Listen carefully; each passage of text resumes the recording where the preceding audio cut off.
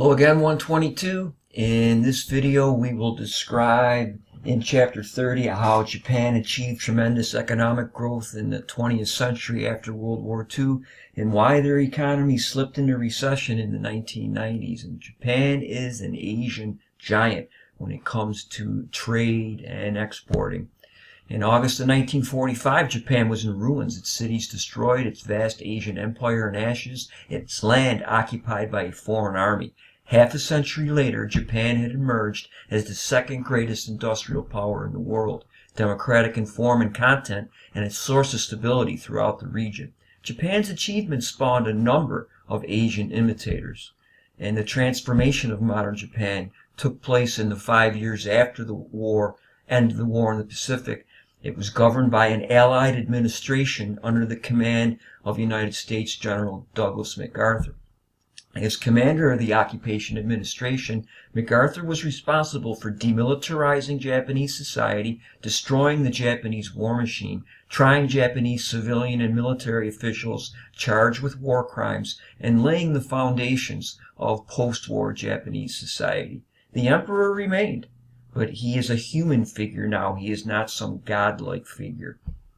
One of the sturdy pillars of Japanese militarism had been the giant business cartels known as zaibatsu. An Allied policy was designed to break up the zaibatsu into smaller units in the belief that corporate concentration not only hindered competition, more on this later, but was inherently undemocratic and conducive to political authoritarianism. Occupation planners also intended to promote the formation of independent labor unions in order to lessen the power of the state over the economy and provide a mouthpiece for downtrodden Japanese workers. Economic inequality in rural areas was to be reduced by a comprehensive land reform program that would turn the land over to those who farmed it. Finally, an educational system was to be remodeled along American lines so that it would turn out independent individuals rather than automatons subject to manipulation by the state. And the Allied program was an ambitious and even audacious plan to remake Japanese society, and has been justly praised for its clear-sighted vision and altruistic motives. Parts of the program, such as the Constitution, the land reforms, and the educational system, succeeded brilliantly.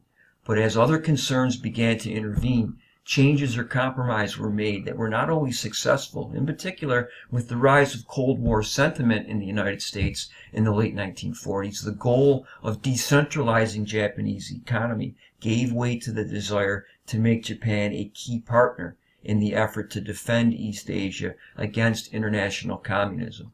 Convinced of the need to promote economic recovery in Japan, U.S. policymakers began to show more tolerance for the zaibatsu.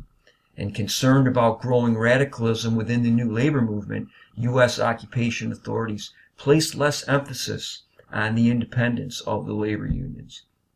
The Cold War also affected U.S. foreign relations with Japan. On September the 8th, 1951, the United States and other former belligerent nations signed a peace treaty restoring Japanese independence. In turn, Japan renounced any claim to such former colonies or territories as Taiwan, Korea, the southern Sakhalin, and the Kurili Islands. And this is modern Japan today, with Kyushu, Shikoku, the main island, Honshu, and Hokkaido in the north. Honshu is the largest island. Politics and government of the post-war era and a number of characteristics of the post-war Japanese political system reflected the tenacity of the traditional political culture. Although Japan had a multi-party system with two major parties, the Liberal Democrats and the Socialists, in practice there was a government party and a permanent opposition. The Liberal Democrats were not voted out of office for 30 years. The economy. Nowhere are the changes in post-war Japan so visible as in the economic sector, where Japan developed into a major industrial and technological power for a time in the space of a century, surpassing such advanced Western societies as Germany, France, and Great Britain. And the occupation reforms, as noted earlier, the officials of the Allied occupation identified the Meiji economic system with centralized power and the rise of Japanese militarism. But with the rise of Cold War tensions, the policy of breaking up the zaibatsu was scaled back, and looser ties between companies were still allowed, and a new type of informal relationship, sometimes called the keiretsu, or interlocking arrangement, began to take shape.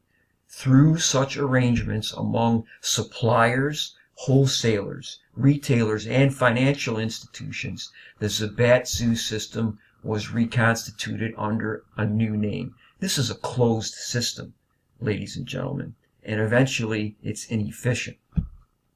Under the land reform program, all lands owned by absentee landlords and all cultivated land holdings over an established maximum were sold on easy credit terms to the tenants, and the program created a strong class of yeoman farmers, and tenants declined to about 10% of the rural population. And these are very politically strong individuals, these Japanese rice farmers especially. Japan recreated the stunning results of the Meiji era, and in 1950, the Japanese gross domestic product was about 1/3 that of Great Britain or France. And 30 years later, it was larger than both put together, and well over half that of the United States. Japan is one of the greatest exporting nations in the world, and its per capita income equals or surpasses that of most advanced Western states.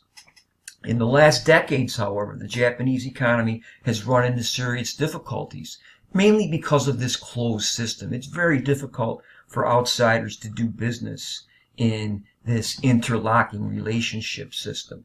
And it raises the question of whether the Japanese model is as appealing as many observers earlier declared. A rise in the value of the yen hurt exports and burst the bubble of investment by Japanese banks that had taken place under the umbrella of government protection. Lacking a domestic market that is equivalent in size to the United States, in the 1990s, the economy slipped into a recession that has not entirely abated. Economic conditions worsened in 2008 and 2009 as Japanese exports declined significantly as a consequence of the global economic downturn. And Japan basically is incorporated. Everything is part of that interlocking relationship. And one of the problems plaguing the current system has been that centralizing tendencies that it inherited from the Meiji period. The central government plays an active and sometimes intrusive role in various aspects of the economy, mediating management labor disputes, establishing wage and price policies, subsidizing vital industries and enterprises producing goods for export. It's intimately involved in the economy, and that tends to be inefficient. This government intervention has traditionally been widely accepted and is often cited as a key reason for the efficiency of the Japanese industry, and it was for a time, and the emergence of the country as an industrial giant. In recent years, though, the tradition of active government involvement in the economy has increasingly come under fire. Japanese businesses which previously sought government protection from imports now argue that deregulation is needed to enable Japanese firms to innovate. Right? When you keep doing business with the same retailer, the same wholesaler, the same financial institutions, this is a stagnant and sclerotic system. And they're not keeping up with the competition. Sony dominated electronics in the 1980s. No longer the case. And such reforms, however, have been resisted by powerful government ministries in Tokyo, which are accustomed to playing an active role in national affairs. And a third problem is that the Liberal Democratic Party has long been divided into factions that seek to protect its own interests and often resist changes that might benefit society as a whole. This tradition of factionalism has tended to insulate political figures from popular scrutiny and encouraged susceptibility to secret dealing and official corruption.